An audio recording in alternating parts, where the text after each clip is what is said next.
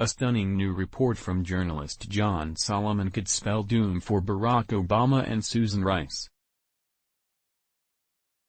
Specifically, how the Obama White House brought in Ukrainian to help start the Russian collusion hoax and to help then Vice President Joe Biden's son out of a tight spot. Solomon wrote, as Donald Trump began his meteoric rise to the presidency, the Obama White House summoned Ukrainian authorities to Washington to coordinate ongoing anti-corruption efforts inside Russia's most critical neighbor. The January 2016 gathering, confirmed by multiple participants and contemporaneous memos, brought some of Ukraine's top corruption prosecutors and investigators face-to-face with members of former President Obama's National Security Council, NSC, FBI, State Department and Department of Justice, DOJ. The agenda suggested the purpose was training and coordination. But Ukrainian participants said it didn't take long, during the meetings and afterward, to realize the Americans' objectives included two politically hot investigations, one that touched Vice President Joe Biden's family and one that involved a lobbying firm linked closely to then-candidate Trump, U.S.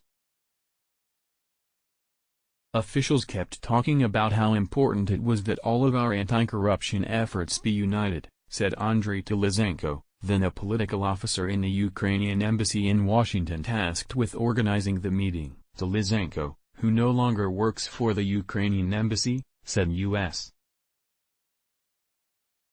officials volunteered during the meetings, one of which was held in the White House's old executive office building, that they had an interest in reviving a closed investigation into payments to U.S. figures from Ukraine's Russia-backed Party of Regions. That 2014 investigation was led by the FBI and focused heavily on GOP lobbyist Paul Manafort, whose firm long had been tied to Trump through his partner and Trump pal, Roger Stone. Agents interviewed Manafort in 2014 about whether he received undeclared payments from the party of ousted Ukrainian President Viktor Yanukovych, an ally of Russia's Vladimir Putin, and whether he engaged in improper foreign lobbying. The FBI shut down the case without charging Manafort. Tilizenko said he couldn't remember whether Manafort was mentioned during the January 2016 meeting.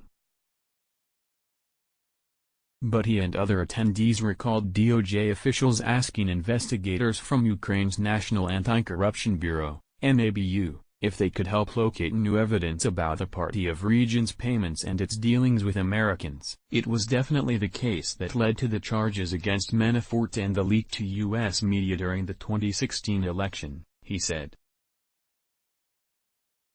That makes the January 2016 meeting one of the earliest documented efforts to build the now-debunked Trump-Russia collusion narrative and one of the first to involve the Obama administration's intervention. Spokespeople for the NSC, DOJ and FBI declined to comment. A representative for former Obama National Security Advisor Susan Rice did not return email seeking comment. Solomon continued. Nazar Kolodyan-Whitesky, Ukraine's chief anti-corruption prosecutor, told me he attended some but not all of the January 2016 Washington meetings and couldn't remember the specific cases, if any, that were discussed, but he said he soon saw evidence in Ukraine of political meddling in the U.S. election. Kolodyan-Whitesky said the key evidence against Manafort, a ledger showing payments from the Party of Regions, was known to Ukrainian authorities since 2014 but was suddenly released in May 2016 by the U.S.-friendly NABU. After Manafort was named Trump's campaign chairman, somebody kept this black ledger secret for 2 years and then showed it to the public and the U.S. media. It was extremely suspicious. Kolodyan-Whitesky said he explicitly instructed NABU investigators who were working with American authorities not to share the ledger with the media. Look, Manafort's case is one of the cases that hurt me a lot, he said. I ordered the detectives to give nothing to the mass media considering this case. Instead, they had broken my order and published themselves these 1 or 2 pages of this black ledger regarding Paul Manafort. For me it was the first call that something was going wrong and that there is some external influence in this case. And there is some other interests in this case not in the interest of the investigation and a fair trial, he added. Konstantin Kulik, deputy head of the Ukraine Prosecutor General's International Affairs Office, said that, shortly after Ukrainian authorities returned from the Washington meeting, there was a clear message about helping the Americans with the party of the region's case. Yes, there was a lot of talking about needing help and then the ledger just appeared in public, he recalled.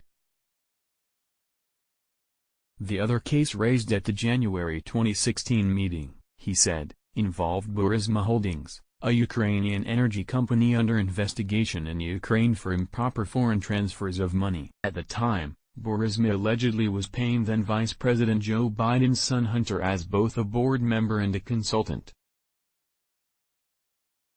More than $3 million flowed from Ukraine to an American firm tied to Hunter Biden in 2014-15, bank records show. Lysenko said U.S. officials told the Ukrainians they would prefer that Kiev drop the Burisma probe and allow the FBI to take it over.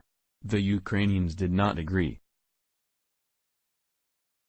But then Joe Biden pressured Ukrainian President Petro Poroshenko to fire Ukraine's chief prosecutor in March 2016, as I previously reported. The Burisma case was transferred to NABU, then shut down. Let's block ads. Why?